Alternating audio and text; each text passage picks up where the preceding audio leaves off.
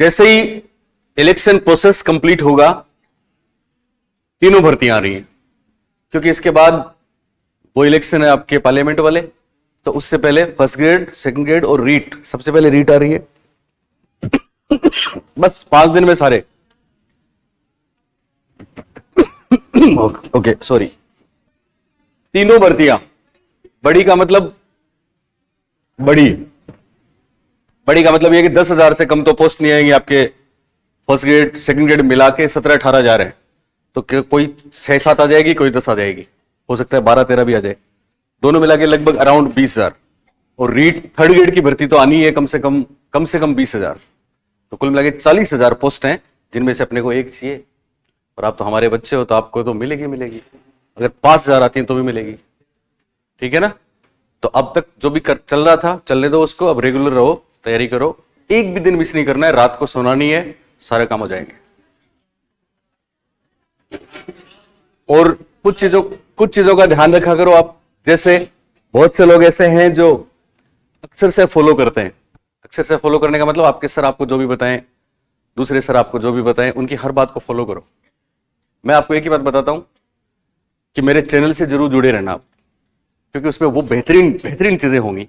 जैसे यहां हम पढ़ रहे हैं, साइकोलॉजी की ऐसी कोई चीज नहीं है जो आपको नहीं आती हो, सुन रहे हो मेरी बात। लेकिन फिर भी परीक्षा में जैसे पेपर आते हैं, वो भी जरूरी है ना। तो आज मैराथन क्लास लेंगे हम 4 बजे से, उसको जब भी आपको टाइम मिले, रात को या हो सके दिन में आओ तो मजा आएगा। मेरे को आप कमेंट करना उसमें पुराने सी टेट और एच टेट और रीट के जितने पेपर हुए हैं, सबके 2 दिन में हम जितने प्रश्न आए हैं सबके सॉल्यूशन देंगे। कंटिन्यू 8 घंटे 10 घंटे 12 घंटे वो क्लास चलेगी, तो जैसे आपका टाइम मिले आपको उसको जरूर देख लेना। लाइव आओ 4 बजे बाद, तो फिर ज्यादा बढ़िया है। बात समझ में आ गई। चैनल मेरा साइकोलॉजी अशोक पारिक है। एक हमने नया चैनल बनाया है जिसपे आपको जीके वीके की सारी तमाम बेहतरीन चीजें मिलेंगी, बेहतरीन। स्पेशली मैथ्स के अलावा, मैथ्स तो आप अपने सर से पढ़ रहे हैं, बढ़िया। हिंदी भी घनश्याम जी से पढ़ रहे हैं, इनसे बढ़िया कुछ नहीं है, दोनों से।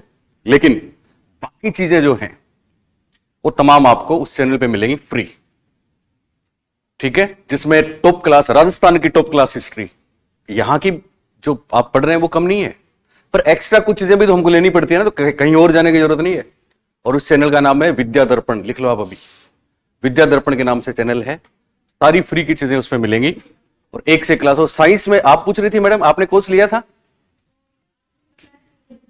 अभी लिया ही ना, आपका कोर्स भी है। आरपीएससी में एक ही पोस्ट थी कॉलेज लेक्चरर की, उसमें मिस्टर चेतन जोशी जो अपने यहां पे रहे थे, अभी वो प्रयास में है, सीकर है ना, तो वो हमारे साथ हैं। उनका ऑनलाइन कोर्सेज मेरे साथ है विद्या दर्पण पे, चेतन जोशी। एक संदीप जी फिजिक्स के जो अपने साथ थे ना, बेड़ा जी के साथ ही थे पहले, उनका भी कोर्स है। और अमीन जी जो केमिस्ट्री पढ़ाते हैं। तो इन तीनों की जोड़ी राजस्थान में नंबर 1 है। तो वो भी कोई आपके घर में कोई करना चाहते हैं साइंस, घनश्याम जी भी साथ हैं, इशाद जी हैं, अनिल जी हैं, अपने रजत जी आपको पढ़ाते हैं पॉलिटी, वो हैं। अनिल जी अभी तो नहीं है, पर अनिल जी भी होंगे, ठीक है। हाँ यूट्यूब पे है, ऐप भी है, विद्या दर्पण ऐप भी है, चैनल भी है, दोनों चीजें। आज चैनल का लॉन्च करेंगे हम। हाँ खाली है ना? हाँ, तो आज 4 बजे से सब कुछ होगा। संदीप जी सर हमारे साथ ही तो हैं, बता रहा हूं ना, फिजिक्स वाले संदीप शर्मा, कॉलेज लेक्चरर हैं वो भी। अब आप सोच सकते हैं कैसे लोग हैं, राजस्थान के टॉपर्स हैं। संदीप जी ऑफलाइन अभी नहीं पढ़ाएंगे, हाँ अभी प्रयास में कुछ एक आध पीरियड ले रहे हैं, बाकी ऑफलाइन नहीं पढ़ाएंगे। ऑफलाइन तो पढ़ाएंगे तो आधार में पढ़ाएंगे मोस्ट प्रोबेबली। ऑफलाइन का जो पूरा सिस्टम है वो आधार के साथ ही जोड़ूंगा मैं, तो वो एक टॉप क्लास चीज होगी। ओके, तो 4 बजे मिलेंगे वहां पे। उससे पहले क्या हुआ? संदीप जी पेन नहीं है ना? एक सेकंड।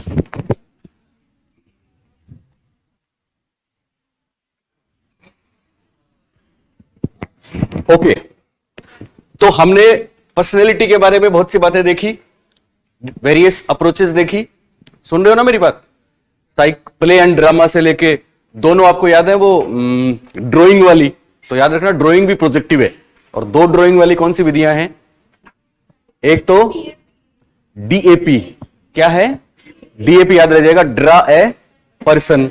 और दूसरा HTP, HTP sorry house tree person. दो लोगों के नाम याद रखने, एक तो मिस्टर मैकओवर, बोलो मैकओवर, और दूसरे मिस्टर बक। ओके, अब चलते हैं आगे। ओके,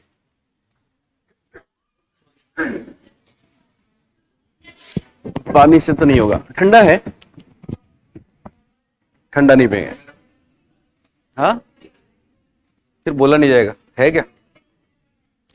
एक सेकंड।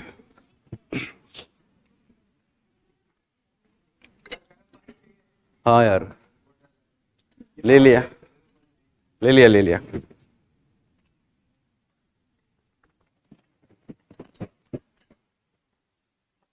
थैंक यू, ये भी लेता हूं, है ना। कितना प्यार करते हैं हमारे बच्चे, उनको बोल रहा हूं, उनको जला रहा हूं।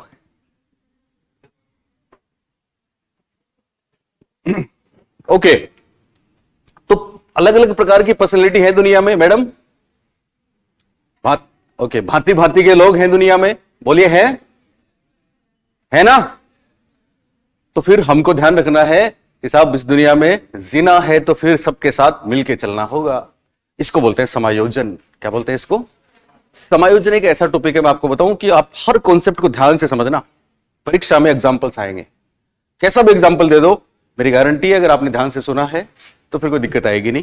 तो अपना टॉपिक है समायोजन, एडजस्टमेंट। हेडिंग डालिए, पर्सनैलिटी का एक हिस्सा है ये समायोजन। ये पर्सनैलिटी का ही एक पार्ट है।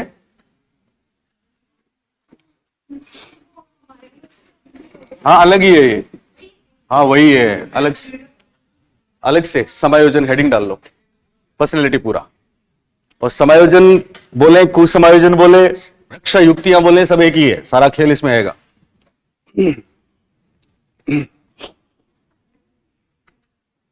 समायोजन, एडजस्टमेंट।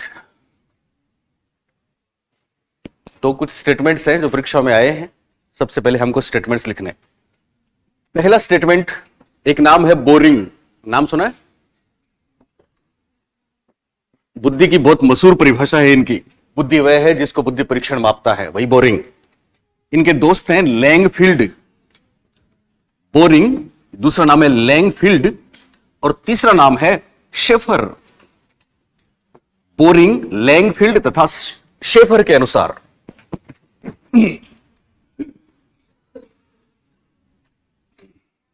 बोरिंग, लैंगफील्ड तथा शेफर। क्या क्या नाम लिखा? पहला बोरिंग, दूसरा लैंगफील्ड और तीसरा शेफर। क्या बोलते हैं ये? समायोजन। स्टेटमेंट लिखिए इन्वर्टेड कॉमास में। समायोजन व्यक्ति की आवश्यकताओं, समायोजन व्यक्ति की आवश्यकताओं, इनका स्टेटमेंट है समायोजन व्यक्ति की आवश्यकताओं तथा उनकी पूर्ति करने वाली परिस्थितियों।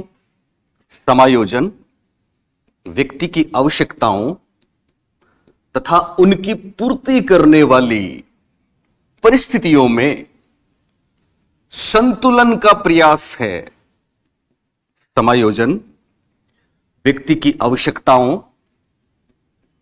तथा उनकी पूर्ति करने वाली परिस्थितियों में संतुलन का प्रयास है।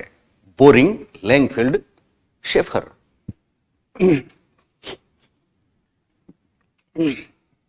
तो छोटी सी बात याद रह जाएगी, समायोजन और कुछ नहीं है बल्कि हमारी जो नीड्स हैं, आवश्यकताएं हैं, उनकी पूर्ति करने का प्रयास है। हमारी आवश्यकताओं की पूर्ति कहां से होगी? बाहर से होगी, एनवायरनमेंट से होगी। आपको पता है परीक्षा में इस पे सवाल आ चुके हैं बहुत, क्या सवाल, इनका स्टेटमेंट तो आया ही है। कभी ऐसा बोल सकते हैं कि पूर्ति करने वाली परिस्थितियों और आवश्यकताओं में संतुलन का प्रयास समायोजन है। किसने बोला तो क्या बोलेंगे, पोरिंग, लैंगफेल्ड, शेफर। या फिर कभी ऐसा भी पूछा गया है कि समायोजन व्यक्ति की आवश्यकताओं तथा आवश्यकताओं को संतुष्ट करने वाली परिस्थितियों में संतुलन का प्रयास है। बात तो एक ही है, पूर्ति करने वाली या संतुष्ट करने वाले में कोई फर्क नहीं है ना। तीसरी बात,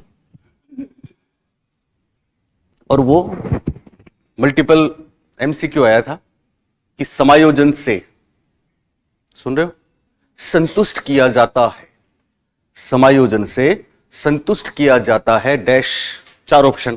पहला अभिप्रेरणा को, दूसरा मूल प्रवृत्तियों को, तीसरा आवश्यकताओं को, चौथा कुछ और। तो क्या करेंगे, आवश्यकताओं को। याद रखना, समायोजन से किसको संतुष्ट करेंगे, आवश्यकताओं को। यह सवाल इसी परिभाषा से लिया गया है। दूसरा स्टेटमेंट, कोलमैन एक नाम है जिन्होंने रक्षा युक्तियों में बहुत महत्वपूर्ण भूमिका निभाई है, कोलमैन साहब। कोलमैन कहते हैं समायोजन तनाव से निपटने का प्रयास है। समायोजन तनाव से निपटने का प्रयास है। कोलमैन, समायोजन तनाव से निपटने का प्रयास है। कोलमैन।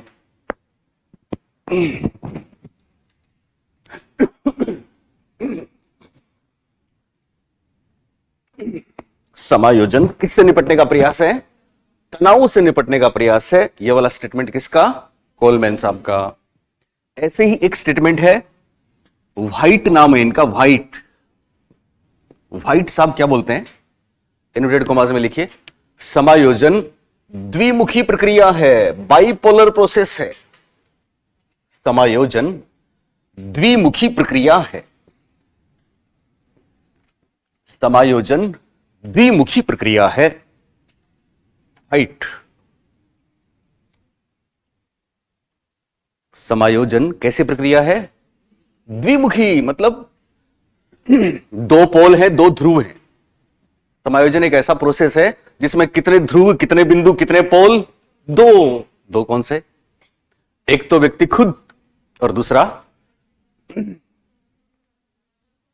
वातावरण। शाबाश, एक तो व्यक्ति खुद और दूसरा वातावरण। तो या तो ऐसा हो कि हम जो चाहें वो हमें मिल जाए, तो बोले समायोजन होगा कि नहीं, ना मिले तो फिर वो टेंशन होगी, द्वंद्व, तनाव, कुंठा। मिल जाए तो समायोजन हो गया, मान लो ना मिले तो या तो हम अपने अनुसार अपने वातावरण को बदल लें। आपने कभी सुना है ना कि try to get what you like, otherwise you will have to like what you get. या तो कोशिश करो कि तुम जो चाहते हो वो तुम्हें मिल जाए, इतनी मेहनत करो कि वो मिल जाए, और अगर ना मिले तो जो मिले उसको चाहने लग जाओ। बात समझ में आ रही है? तो 2 बिंदु है, एक तो खुद हम जैसा चाहें वैसा हो जाए, या फिर अगर ऐसा नहीं हो तो फिर क्या करें, जो हो रहा है उसको स्वीकार कर लें। अक्सर वो गांव में एक बात कहते हैं कि ससुराल जाने के बाद वो बहुत ही मतलब बिटिया गुड़िया ससुराल गई, ससुराल जाने के बाद बहुत परेशान सी रहती है, एकदम दुबली पतली, किसी को बताती नहीं है, टेंशन। क्या बात है, सबने पूछा क्या बात है, तो उसने कहा क्या बताऊं, मुझे रोज थ्रेट मिलती है। थ्रेट मतलब धमकी। किसने किसने किया ऐसा, जिसके साथ आपने मुझे भेजा उसी ने किया है ऐसा। तो ऐसा क्या है, तो उसने बताया वो मेरे को रोज धमकी देते हैं। क्या धमकी देते हैं, बताते भी नहीं है। तो सबने बोला अब की बार पूछना, सॉल्यूशन तो हो कोई। ओके, अच्छा वो क्या करते हैं, वो हर बात में धमकी देते। अगले दिन वो गई ससुराल, और उनका तो स्टाइल था रोज का, जल्दी से मेरे लिए ब्रेकफास्ट बना दो वरना। उसने कहा वरना क्या, वरना ऑफिस में कर लेंगे। कई बार ऐसा देखते ना कि बात कुछ नहीं है लेकिन फालतू में टेंशन है, वरना वरना कर लेंगे, वरना बाहर कर लेंगे। बात तो इतनी थी। क्या हुआ यहां पे, या तो सामने वाले वातावरण को बदलो, अगर नहीं तो खुद बदल जाओ। ये महत्वपूर्ण बात कहने वाले कौन है, व्हाइट, जो समायोजन को कैसी प्रक्रिया बताते हैं, द्विमुखी। स्किनर, स्किनर क्या बोलते हैं, स्किनर की परिभाषा भी परीक्षा में पूछी जा चुकी है, आप में से कोई बता सकता है समायोजन क्या है? ओके। व्हाइट कहते हैं समायोजन द्विमुखी प्रक्रिया है, तो स्किनर कहते हैं समायोजन सीखने की प्रक्रिया है।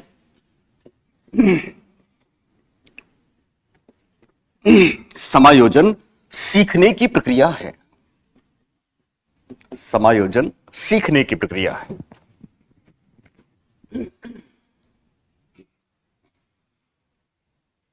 परेशानी है। ओके, आप मुझे बताएंगे आवश्यकताओं और उनको संतुष्ट करने वाली परिस्थितियों में संतुलन का प्रयास समायोजन को किसने बोला? 3 लोग, बोरिंग, लैंगफील्ड, शेफर। याद रहेगा। समायोजन को तनाव से निपटने का प्रयास किसने बताया? कोलमैन ने। क्या नाम है इनका? कोलमैन। समायोजन को द्विमुखी प्रक्रिया किसने बताया? व्हाइट ने। तो समायोजन को सीखने की प्रक्रिया किसने कहा? स्किनर ने। ओके, एक और परिभाषा कुप्पू स्वामी साहब की है। नाम सुना है कुप्पू स्वामी? कुप्पू स्वामी, यस, कुप्पू स्वामी। कुप्पू स्वामी का नाम लिखिए, इन्वर्टेड कॉमास लिखिए और इनका स्टेटमेंट लिखिए। समायोजन हमें प्रसन्नता देता है। समायोजन हमें प्रसन्नता देता है क्योंकि, इन्वर्टेड कॉमास में, समायोजन हमें प्रसन्नता देता है क्योंकि इससे संवेगात्मक तनाव, इमोशनल टेंशन एंड स्ट्रेस, क्योंकि इससे संवेगात्मक तनाव एवं दबाव दूर होते हैं। अच्छी परिभाषा है। समायोजन हमें प्रसन्नता देता है क्योंकि इससे संवेगात्मक तनाव एवं दबाव दूर होते हैं। परिभाषा किसने दी? कुप्पू स्वामी ने। ओके, तो ये कुछ बातें हमको ध्यान रखनी है और अब हम चलते हैं आगे। तो आगे देखो, समायोजन के तरीके क्या हैं, इसके लिए हम क्या करें। इसको समायोजन के उपाय कहते हैं, समायोजन के तरीके कहते हैं, समायोजन की तकनीकें कहते हैं, एडजस्टमेंट टेक्निक्स बोलते हैं, समायोजन की विधियां कहते हैं, बहुत से नाम हैं। और यहां से प्रश्न आएंगे भर भर के। क्या है वो? हेडिंग डालिए, समायोजन के तरीके। समायोजन के तरीके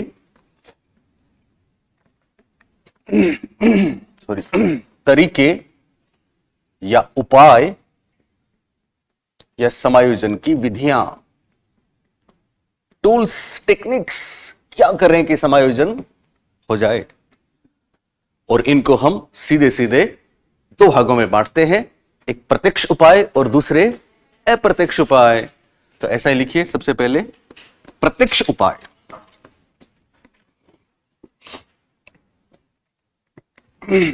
प्रत्यक्ष उपाय, समायोजन के तरीके या विधियां 2 भागों में बांटे जाएंगे, प्रत्यक्ष और अप्रत्यक्ष। प्रत्यक्ष उपाय, महत्वपूर्ण बात सुन लेना, महत्वपूर्ण, बहुत महत्वपूर्ण, कि प्रत्यक्ष और अप्रत्यक्ष में क्या फर्क है? कोई बताएगा मेरे को? जो सामने है और अप्रत्यक्ष जो सामने नहीं है। क्या बात है, ये तो आपने शब्दों का अर्थ बता दिया, भावार्थ कहां बताया? सुमन।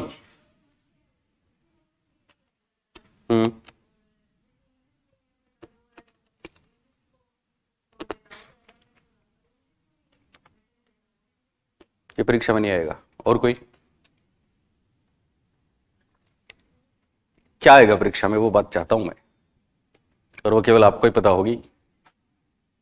सुन लो, सॉरी, आपने जो बताया वो गलत नहीं है, पर वो परीक्षा में नहीं आता। परीक्षा में क्या आता है? सुने, परीक्षा में शानदार चीजें आती है, पता है ना आपको। चलो गेस करो, और क्या हो सकता है प्रत्यक्ष और अप्रत्यक्ष में अंतर? तुम बताओ, मोनिका, सुनीता, ट्राई जस्ट, मोटसरा, क्या बताया था? वो तो एकदम शाब्दिक अर्थ है ना, शाब्दिक अर्थों पे चीजें नहीं आती। ओके, दूर चले जाना, नो, सुने, सुनना, आप वहां तक पहुंचा करो। कहां तक पहुंचा करो? जहां तक मैं पहुंचाना चाह रहा हूं, सुनो। सुमन ध्यान दो। प्रत्यक्ष उपाय वो हैं जिनमें हमारा चेतन मन और चेतना काम करती है, और अप्रत्यक्ष उपाय वो होंगे जो अचेतन बताता है। बहुत महत्वपूर्ण बात। हालांकि अप्रत्यक्ष वाली बातें अचेतन बनाता है, बताता है, लेकिन उनका प्रयोग करता है ईगो। कौन करता है?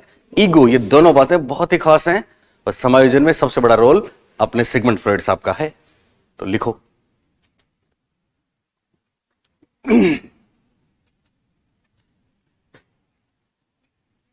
समायोजन के वे उपाय, है ना शानदार बात सुमन? समायोजन के वे उपाय जो चेतन मन द्वारा समस्या को सुलझाने के लिए किए जाएं। समायोजन के वे उपाय जो चेतन मन द्वारा, इसके द्वारा, चेतन मन द्वारा समस्या को सुलझाने के लिए किए जाएं। चेतन मन द्वारा समस्या को सुलझाने के लिए किए जाएं, उन्हें प्रत्यक्ष उपाय कहते हैं। तो चेतन मन द्वारा समस्या को सुलझाने के लिए किए जाएं, उन्हें प्रत्यक्ष उपाय कहते हैं।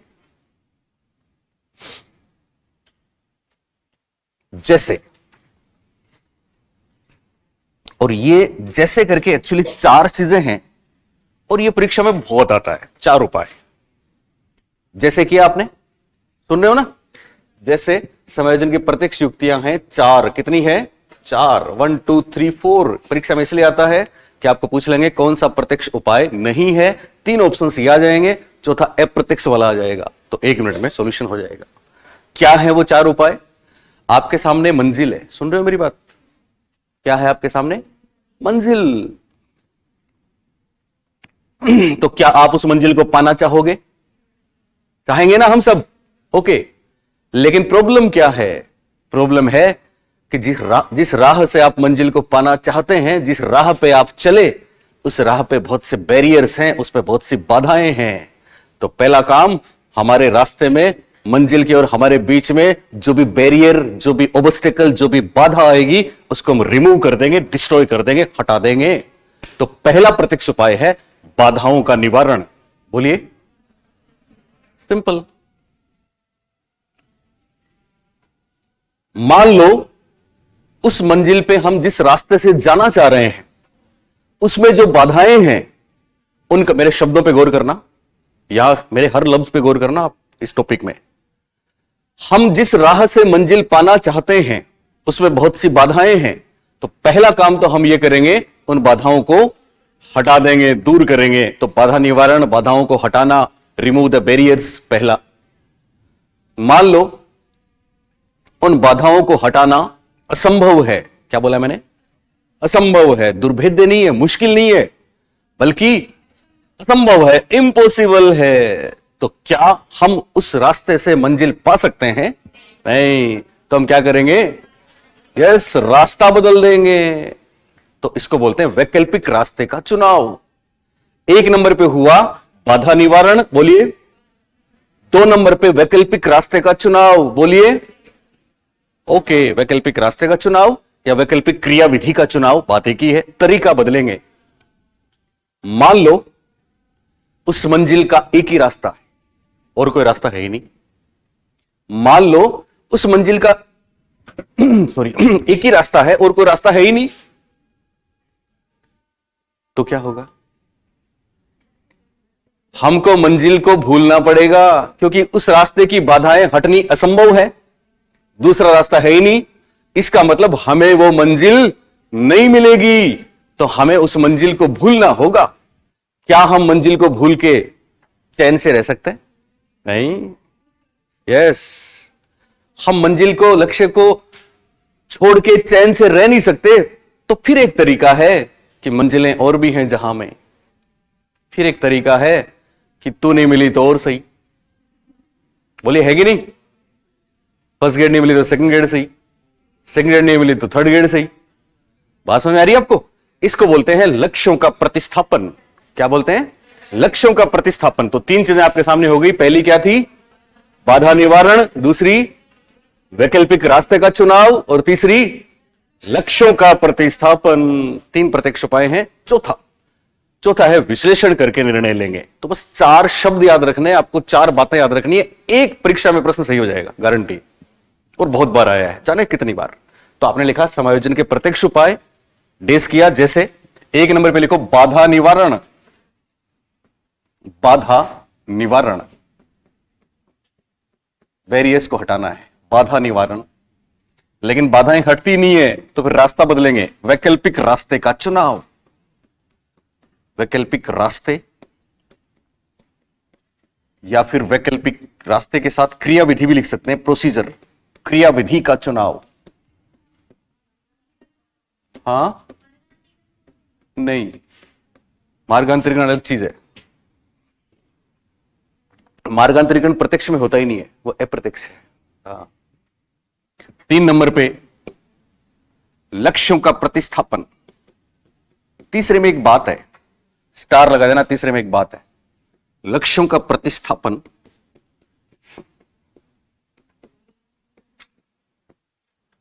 और चौथा विश्लेषण व निर्णय। विश्लेषण व निर्णय। मार्गांतरीकरण अप्रत्यक्ष में आएगा, यह मार्गांतरीकरण नहीं है। ओके, मार्गांतरीकरण में मंजिल नहीं होती, पता है, हम पता नहीं कहां पहुंच जाएं, कमाल करेंगे कौन से फील्ड में, वो अलग चीज है, बताऊंगा। 4 प्रत्यक्ष उपाय हैं, बोलिए। 1 नंबर बाधा निवारण, 2 नंबर वैकल्पिक रास्ते का चुनाव या फिर वैकल्पिक क्रियाविधि का चुनाव, 3 नंबर लक्ष्यों का प्रतिस्थापन, और 4 नंबर ओके विश्लेषण व निर्णय। सबने लिखा? ओके। ये जो थर्ड है लक्ष्यों का प्रतिस्थापन, इसके साथ कई बार हम ये भी जोड़ते हैं कि सरेंडर कर देते हैं, चूंकि उस मंजिल को हम भूलने जा रहे हैं, इसलिए विड्रा भी कर लेते हैं। तो एक विड्रावल शब्द आता है इंग्लिश में, उसको प्रत्यक्ष ही माना जाता है, ऐसा परीक्षा में आ चुका है।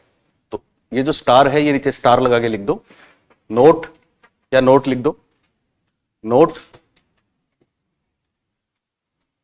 लिख रहे हो, नोट लक्ष्यों का प्रतिस्थापन। लक्ष्यों का प्रतिस्थापन, लक्ष्यों का प्रतिस्थापन, समर्पण। विड्रॉल को हिंदी में क्या बोल सकते हैं? विदड्रॉ। चलिए यही कर दो, हाँ वैसा सही नहीं रहेगा, चलो ऐसा लिखो, लक्ष्यों का प्रतिस्थापन। क्या लिखा आपने? समर्पण अथवा ये लिखना विदड्रॉल, विद DRAWL, विदड्रॉवल है।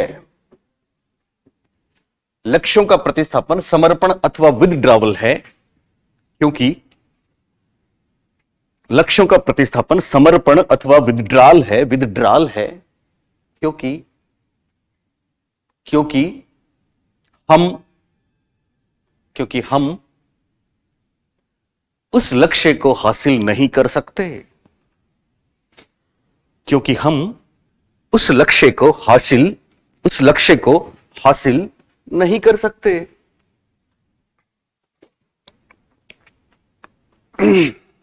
अब आप बोलेंगे कि सब कैसे प्रश्न आएंगे, तो मैं आपको बता चुका हूं, ऐसा आएगा, कौन सा समायोजन का प्रत्यक्ष उपाय नहीं है? ऑप्शंस मिलेंगे, बाधा निवारण, लक्ष्यों का प्रतिस्थापन, विश्लेषण व निर्णय, और चौथा युक्तिकरण। तो क्या आंसर हो जाएगा? युक्तिकरण। दूसरा प्रश्न यह आएगा कि आप सुन रहे हो मेरी बात, इनमें से कौन सा समायोजन का प्रत्यक्ष उपाय है? और इस बार ऑप्शंस, पहला ऑप्शन आएगा मार्गांतरीकरण, दूसरा ऑप्शन आएगा प्रक्षेपण, तीसरा ऑप्शन आएगा क्षतिपूर्ति और चौथा ऑप्शन आएगा लक्ष्यों का प्रतिस्थापन। तो क्या कर देंगे? लक्ष्यों का प्रतिस्थापन। ये प्रश्न परीक्षा में 50 बार आ चुका है। बस केवल 4 नाम याद रखने, सिंपल कर दोगे सब लोग। आगे चलें, शाबाश। अब लिखिए अप्रत्यक्ष उपाय।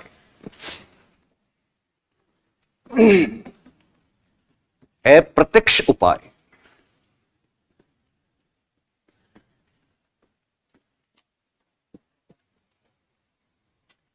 अप्रत्यक्ष उपाय याद है वो बात?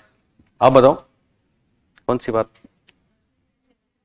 यस, प्रत्यक्ष उपाय चेतन मन और अप्रत्यक्ष अचेतन मन। लेकिन दूसरी भी ध्यान रखनी है, अचेतन में बनती हैं मनोरचनाएं, लेकिन इनका प्रयोग कौन करता है?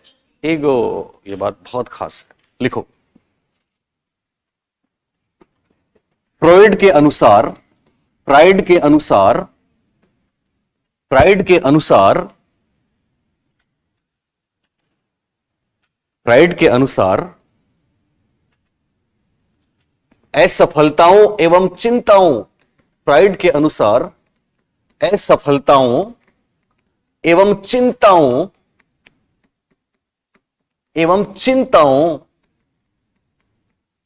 को दूर करने के लिए, असफलताओं एवं चिंताओं को दूर करने के लिए, लिख रहे हो? फ्राइड के अनुसार किसको दूर करने के लिए? असफलताओं एवं चिंताओं को दूर करने के लिए अहम, दूर करने के लिए अहम ब्रैकेट में ईगो ऐसी रक्षा युक्तियों का प्रयोग करता है, ऐसी रक्षा युक्तियों का प्रयोग करता है, ऐसी रक्षा युक्तियों का प्रयोग करता है, प्रयोग करता है जिनका संबंध, जिनका संबंध, अपने आप ही आती हैं चीजें, जिनका संबंध अचेतन मन से है। बहुत खास बात, जिनका संबंध अचेतन मन से है। आप अचेतन को अंडरलाइन करना, अचेतन मन को, अहम ईगो को अंडरलाइन करना और उधर चेतन मन को अंडरलाइन करना, प्रत्यक्ष वाले।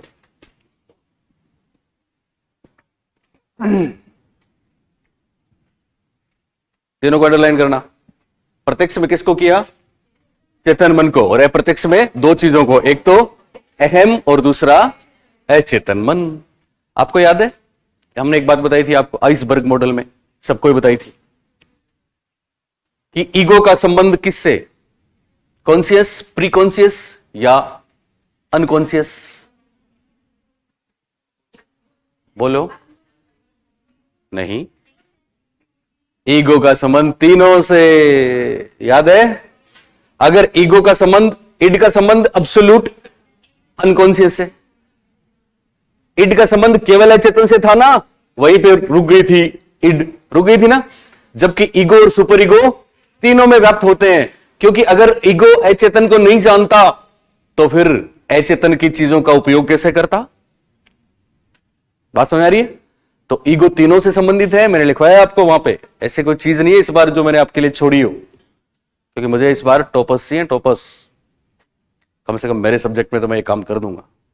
ओके, अब दूसरी बात, ये जो अप्रत्यक्ष उपाय हैं इनके और भी बहुत से नाम हैं, तो वो भी लिखो, आप नीचे लिखो एक लाइन छोड़ के। अप्रत्यक्ष उपायों को, ये बहुत शानदार टॉपिक है। अप्रत्यक्ष उपायों को, वैसे पूरी साइकोलॉजी शानदार है। अप्रत्यक्ष उपायों को मनोरचनाएं, मन की रचनाएं हैं साहब, ये बोलिए हैं कि नहीं? अप्रत्यक्ष उपायों को मनोरचनाएं ओब्लिक रक्षा युक्तियां ओब्लिक रक्षा प्रक्रम ओब्लिक बचाव विद्या, सारी बेहतरीन बातें परीक्षा में आ चुकी हैं। बचाव विद्या ओब्लिक, आप जानते हैं बचाव विद्या को इंग्लिश में क्या बोलेंगे, जिसके लिए फ्रॉइड जाने जाते हैं, डिफेंस मैकेनिज्म बोलते हैं ना, डिफेंस मैकेनिज्म, इनको डिफेंस मैकेनिज्म भी कहते हैं, ओब्लिक मेंटल मैकेनिज्म भी कहते हैं। मेंटल मैकेनिज्म आदि नामों से भी जाना जाता है। रक्षा युक्तियों को आदि नामों से भी जाना जाता है। मैडम आप प्रेजेंट में रहो, प्रेजेंट में नहीं हो, पहले की कुछ चीज लिख रही हो, ओके है ना। कभी आपके साथ ऐसा हो जाए पीछे का कुछ छूट गया तो ऐसा नहीं करना कि उसको लिखने के चक्कर में और दोनों तरफ, ऐसा नहीं हो पाएगा, मेरे साथ ही रहना, वो बाद में लिख लेना जब भी हो, है ना। तो अभी जैसे मैं बोल रहा हूं मेरे हर लफ्ज पे गौर करना है, ये महत्वपूर्ण है। ग्रीन दुपट्टा ध्यान दो, तुम भी नीचे देखो, पीछे देख रही हो, आपने खुद नहीं लगाया है, ओके। तो इनके बहुत से नाम है रक्षा युक्तियों के, बोलिए रक्षा युक्तियों का पहला नाम क्या, बोलो, मनोरचनाएं, दूसरा रक्षा युक्तियां, तीसरा रक्षा प्रक्रम, चौथा बचाव विद्या, एक और नाम डिफेंस मैकेनिज्म, एक और नाम मेंटल मैकेनिज्म, और कोई है नहीं, ओके। अब क्या है ये, तो देखो आप मुझे बताओ, प्रतिरक्षा तंत्र भी बोलते हैं ना, ऐसा कोई और नाम भी आ जाए। आपके कोई बॉडी में चोट लग जाए, लगती है ना, लगती रहती है, चोट लग जाए तो फिर क्या होता है, हीलिंग, दर्द तो होता ही है, हीलिंग भी होती है ना, मतलब वो चोट ठीक भी होती है ना, कौन करता है, नो, यस, हमारे शरीर में एंटीबॉडीज मौजूद है, हमारे शरीर में पूरी फौज मौजूद है, वो प्रतिरक्षा तंत्र तुरंत एक्टिव हो जाता है और उस चोट को ठीक कर देता है। डब्ल्यूबीसी तुरंत आके घेर लेती हैं, बोले घेर लेती हैं, होता है ना, हम कहते हैं साहब पस बस हो गया, वो डब्ल्यूबीसी तो है, श्वेत रक्त कणिकाओं के रूप में सैनिक हैं, तो थक्का जम जाता है, सारी चीजें हैं कि नहीं है। तो हमारे शरीर पे लगी चोटों को ठीक करने के लिए अंदर एक प्रतिरक्षा तंत्र है, पर कभी ऐसा भी होता है हमारे मन पे भी चोटें लगती हैं, मन पे चोट लग जाए तो उसको ठीक करने के लिए भी पूरा सिस्टम मौजूद है, और वो डिफेंस मैकेनिज्म है। तो आज हम जो पढ़ेंगे वो हमारे मन पे लगी चोटों की बात करेंगे। मन पे जो ठेस लग जाती है उसको भी तो ठीक करने का कोई सिस्टम होना चाहिए ना, तो हमारे पास है वो, और वो सारा का सारा खेल अप्रत्यक्ष उपाय है। बात समझ में आई आपको, आई? जैसे एग्जाम्पल, कौन कौन से अप्रत्यक्ष उपाय हैं, इंग्लिश वाला शब्द जरूर याद रखना, क्योंकि इसमें हर बार हिंदी में नया शब्द आता है, हर बार। मुझे याद है इससे पहले वाली थर्ड ग्रेड की परीक्षा 2017 में रीट थर्ड ग्रेड हुई थी, उसमें एक रक्षा युक्ति है रेशनलाइजेशन, तो मैं तो रेशनलाइजेशन लिख पाता हूं, लेकिन जो खाली हिंदी में मनोविज्ञान पढ़ते और पढ़ाते हैं वो कहां तक पहुंचेंगे, तो वो उसको रेशनलाइजेशन को तार्किकरण लिखाते हैं, और कोई और ज्यादा आगे बढ़ गया तो औचित्यकरण भी लिखवा देगा। तो तार्किकरण लिखवा दिया, औचित्यकरण लिखवा दिया, कोई और भी आगे बढ़ गया तो युक्तिकरण लिखवा दिया, फिर भी कोई और आगे बढ़ गया तो उसने विवेकीकरण भी लिखवा दिया, क्योंकि विवेक वही है, युक्ति वही है, तर्क वही है।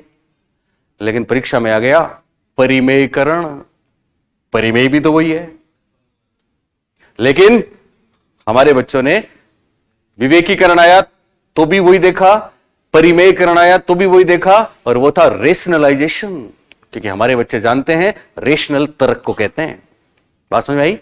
तो हम हर एक रक्षा युक्ति में इंग्लिश का वर्ड साथ में देखेंगे, उस पर फोकस करना है, फिर कोई चिंता नहीं। ओके, तो लिखो पहली रक्षा युक्ति 1 नंबर, और यह है नकारना, डिनाइल, डिनाइल याद रखना, डिनाई याद रखना, डिनाई, नकारना, इंग्लिश में डिनाइल या डिनाई।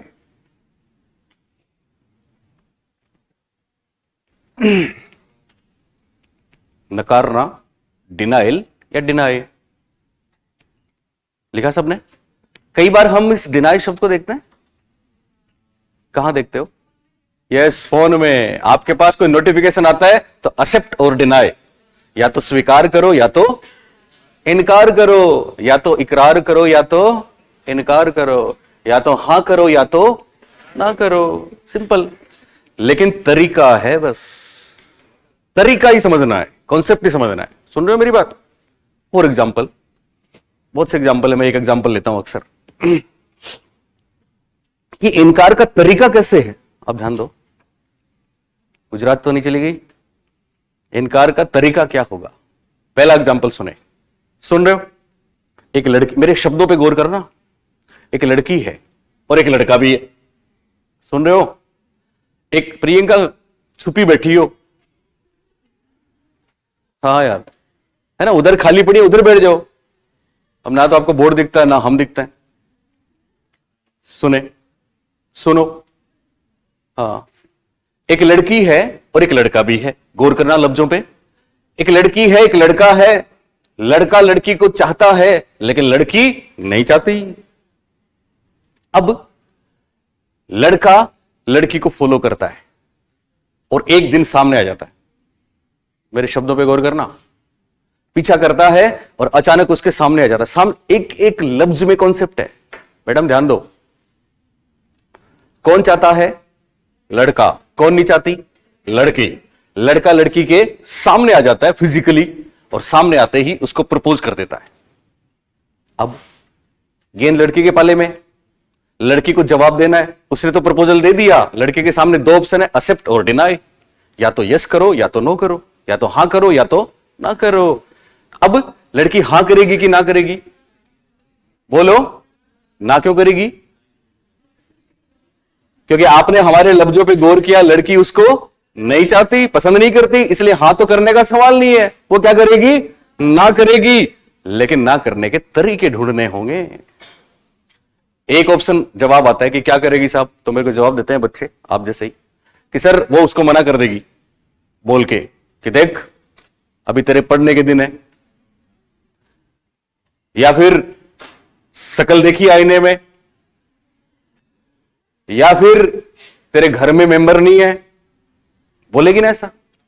लेकिन ये तरीका ठीक नहीं है, क्योंकि वो लड़का स्पेशल है, वो लड़का बातों का जादूगर है। वो चाहता है कि एक बार तुम लब तो खोलो, हमसे बात तो करो, फिर तो हम सब मैनेज कर देंगे। इसलिए उसके सामने बात करना ठीक नहीं है, क्योंकि लड़का स्पेशल है। वो चाहता है कि तुम बोलो तो सही, चाहे कुछ भी बोलो, चाहे गालियां दो। मैं जनरली कहता नहीं हूं, पर कई बार ऐसे आ जाते हैं जोक छोटे मोटे कि अगर कोई लड़की बोले तेरे घर में, आपने सुना है ना, वो तुम्हारे मां बहन नहीं है क्या? वो बोलेगा मां बहन तो है लेकिन बीवी नहीं है। खतरा है।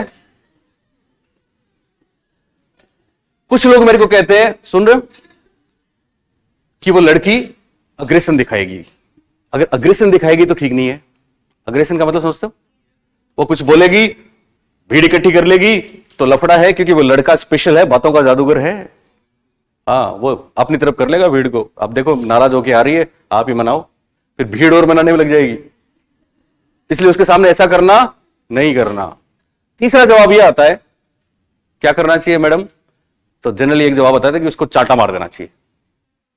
हाँ, एक ये भी जवाब आता है कि ऐसे तो कोई रोक लेगा, ऐसे तो कोई प्रपोज कर देगा, क्योंकि लड़की तो चाहती नहीं है उसको, तो चाटा मार देगी। जवाब है लड़का स्पेशल है, चाटा नहीं मारना है, क्योंकि वो स्पेशल है। स्पेशल क्यों है? क्योंकि वो चाहता है कि आप चाटा मारो, और जैसे ही लड़के ने उसको चाटा मारा वो बोलेगा ये तो प्यार का पहला कदम है। तो क्या करे? बताओ क्या करे? ओके, क्या सॉल्यूशन है? बताओ कोई भी। यस, आप बताओ क्या ऐसी परिस्थिति आ सकती है ना, तो क्या करना चाहिए? What is the best way? और बेस्ट वे ये है, यस, इग्नोर कर दो। इग्नोर कर दो, ना तो बात करो ना उसकी तरफ। अच्छा, ये भी रिएक्शन नहीं करना, कुछ नेगेटिव ऐसा मुंह बना के उसकी तरफ देखना, ये भी खतरनाक है। उसको तो आप लिफ्ट दो ही मत, आप इग्नोर कर दो। आप देखिए आपने इग्नोर किया, उसकी तरफ देखो ही मत। स्कूटी पे हो, सामने उसने बोला हम बहुत चाहते हैं बहुत दिनों से, डू यू लव मी, तो उसकी तरफ देखना भी नहीं है, कोई एक्सप्रेशन नहीं देना है, मानो आपने सुना ही नहीं है, या इस कान से सुन के उस कान से निकाल देना है। वो देखेगा यार किसी ने सुना तो नहीं। मान लो हिम्मत करके या तो बोलेगा नहीं या दोबारा बोल दिया, तो फिर उसकी तरफ ध्यान भी मत दो, इग्नोर करो और अपने रास्ते चले जाओ। वो जिंदगी में किसी और को भी नहीं बोलेगा। That's the right way, perfect way. ये तरीका है डिनाइल। ये क्या तरीका है?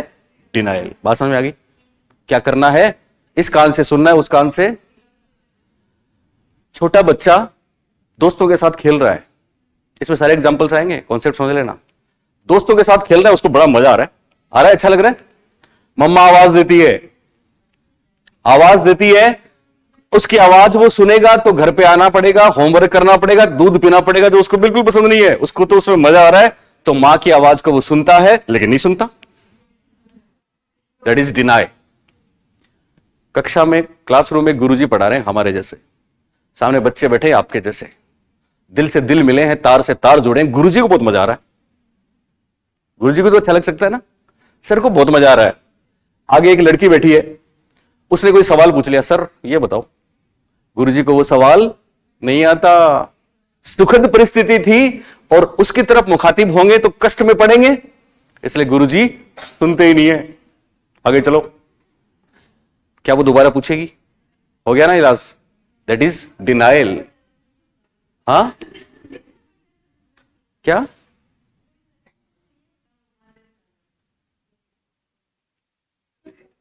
जोर से बोलो। कोई अपनी बेइज्जती नहीं करवाना चाहता इतना पीछे बढ़ के, पीछे बढ़ के, क्योंकि वो उसको इग्नोर कर रहा है। आपको इग्नोर करेगा तो आप कैसे पीछे पड़ सकते हो? नहीं पड़ सकते।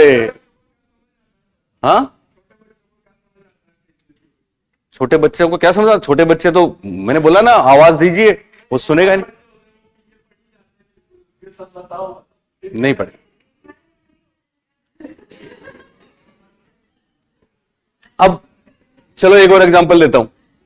डिनाइल का एक एग्जांपल और है। कई बार ऐसा हो किसी आदमी को, कोई, ये सारे एग्जांपल साइकोलॉजी के हैं, किसी आदमी को कोई गंभीर बीमारी है और उसको लगेगा कि मतलब ये बहुत लाइलाज चीज है, तो उसकी कोई बात चलाता है कि वो कष्टप्रद परिस्थिति हो सकती है, तो वो उसकी बात को इग्नोर कर देगा, उस पर ध्यान ही नहीं देगा, उसकी तरफ फोकस ही नहीं करेगा। बिल्ली, कबूतर, सुना है सबने? कबूतर बैठा है, बिल्ली आ गई, तो कबूतर क्या करेगा? आंखें बंद कर लेगा। That is denial.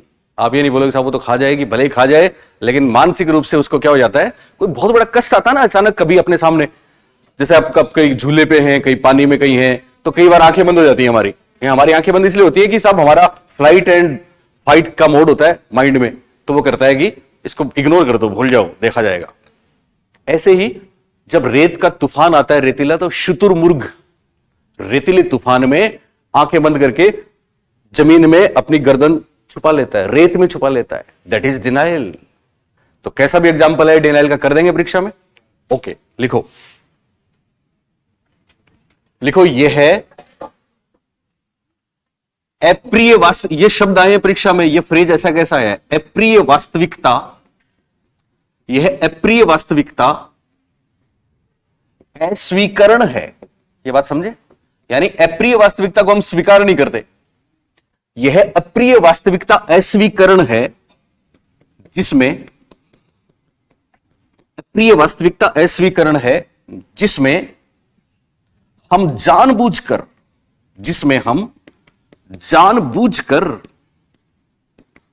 किसी बात को अनसुना, जानबूझकर किसी बात को अनसुना या अनदेखा करते हैं। जानबूझकर किसी बात को अनसुना या अनदेखा करते हैं। एक एग्जांपल लिखाऊंगा सबका।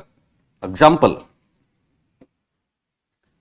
यह अप्रिय वास्तविकता अस्वीकरण है, यानी वास्तविकता कैसी है? अप्रिय है, तो उससे हम रूबरू नहीं होते, अप्रिय वास्तविकता को स्वीकार नहीं करते, तो हम क्या करेंगे? जानबूझकर किसी बात को क्या करते हैं? अनसुना या अनदेखा करते हैं। जैसे एग्जाम्पल लिखो, दोस्तों के साथ खेल रहे बालक का, दोस्तों के साथ खेल रहे बालक का अपनी माता की आवाज को, दोस्तों के साथ खेल रहे बालक का अपनी माता की आवाज को अनसुना कर देना। दोस्तों के साथ खेल रहे बालक का किसकी आवाज को? अपनी माता की आवाज को अनसुना कर देना। बात समझ आई? कभी आप अपने मोबाइल पे कोई मूवी देख रहे हो इंटरेस्टिंग या कुछ भी रील्स देख रहे हो, मां आवाज देती है बेटा चाय बनाओ, पर आप उस आवाज को सुनते हो पर नहीं सुनते। थोड़ी देर बाद में क्या होता है पता है? वही चाय बना के ले आएंगी, लो। तो आपने कौन से रक्षा युक्ति का प्रयोग किया? डिनाइल। तो याद रहेगा डिनाइल या डिनाई, 2 नंबर। इनमें फर्क समझना, फर्क समझना। परीक्षा में ये माइनर फर्क पे एग्जांपल आएंगे। दूसरा है अलगाव। अलगाव, इसको बोलते हैं डिसएसोसिएशन। डिसएसोसिएशन या फिर पलायन, इसका दूसरा नाम है पलायन। इसको बोलते हैं ट्रांसफर। स्किपिंग, माफ करें, ट्रांसफर नहीं, स्किपिंग। ट्रांसफर तो विस्थापन वाले में आएगा। स्किपिंग,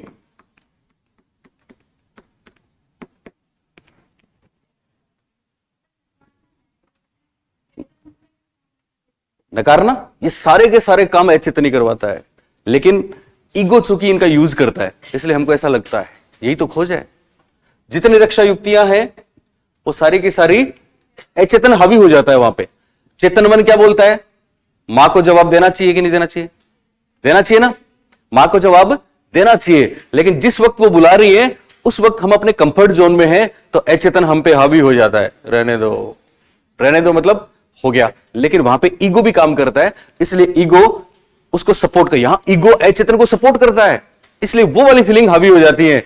वो वाली हावी नहीं होती कि मां दुख पा रही है, फिर कभी सोचेंगे यार मां दुख पा रही है, लेकिन उस वक्त हम ऐसा नहीं सोचते, क्योंकि उस वक्त हमें क्या चाहिए? अप्रिय वास्तविकता चाहिए, या जो प्रिय चीजें लग रही है वो। अचेतन में क्या है? अचेतन में यही तो है, सारी इच्छाएं भावनाएं वही तो हैं जो हमें अच्छी लगती हैं।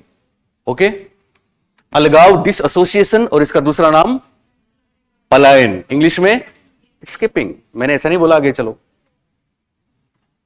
मैंने ऐसा नहीं बोला ना आगे चलो, मैंने जवाब दिया आपकी बात का।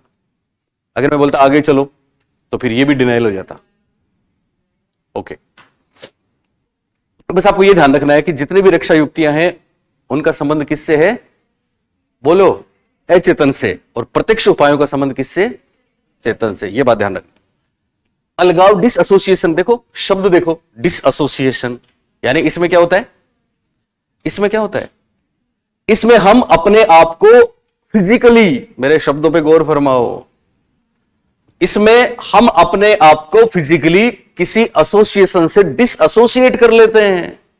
हम अपने आप को उस ग्रुप से सेपरेट कर लेते हैं, अलग कर लेते हैं जहां पे तकलीफ है।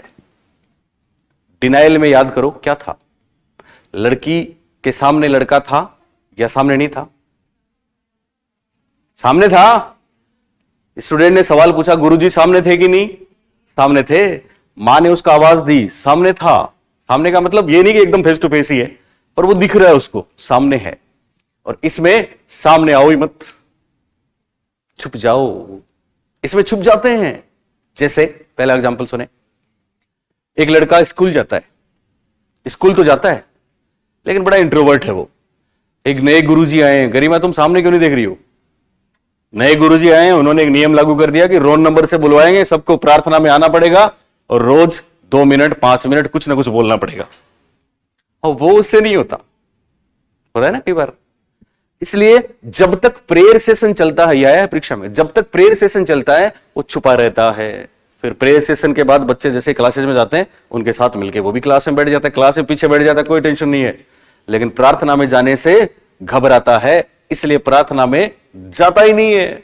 यानी उसने अलगाव किया, उसने डिसएसोसिएट किया, उसने एस्केप किया, खुद को छुपा लिया।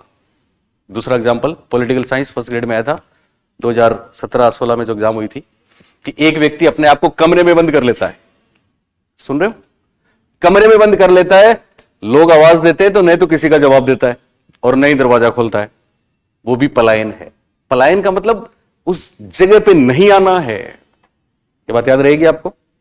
पलायन स्केपिंग में हम कष्टप्रद परिस्थिति में जाते नहीं है, छुपा लेते हैं। नकारना में हम सामने होते हैं, लेकिन सामने होके इग्नोर करते हैं। बोले दोनों में फर्क हुआ?